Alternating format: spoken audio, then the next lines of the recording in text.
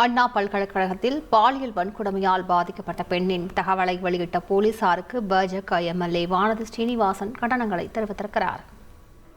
குற்றம் சாட்டப்பட்டிருப்பவர் துணை முதலமைச்சரை சென்று சந்திக்கக்கூடிய அளவிற்கு அந்த கட்சியிலே ஒரு முக்கியமான பொறுப்பில் இருப்பவர்.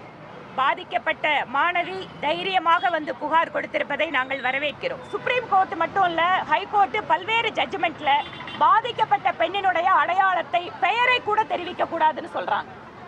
ஆனால் காவல்துறைக்கு அதுக்கு தேவையான அளவு சென்சிட்டிவிட்டி கிடையாது. அதனாலதான் சொல்றேங்க, பாதிக்கப்பட்ட பெண்கள் ஏன் புகார் கொடுக்க வரமாட்டேங்கிறாங்கன்னா, உடனே அவங்கள பத்தி அவங்களோட கம்ப்ளீட் டீடைல வெளியில கொடுக்கறாங்க. கொடுத்ததற்கு பின்பாக ஒன்று அவர்கள் முன்வந்து அந்த பிரச்சனையை மேல் எடுத்துட்டு போக முடியல, இன்னொன்று அவர்கள் மிரட்டப்படுகிறார்கள், மறைமுகமாக நிர்பந்திக்கப்படுகிறார்கள். அதனாலதான் அந்த அடையாளத்தை வெளியிடக்கூடாதுங்கிறோம். களத்திற்கு வந்தால்தான் அரசியல் வெற்றி. அவர் எவ்வளவு பெரிய நபராக இருந்தாலும் களத்திலே மக்களோடு நிற்காவிட்டால் மக்கள் அந்த இடத்துக்கு வந்து முக்கியமான இடத்தை அவங்களுக்கு கொடுக்க போறது இல்லை. செய்திகளை உடனுக்குடன் தெரிந்து கொள்ள உடனே சப்ஸ்கிரைப் பண்ணுங்க.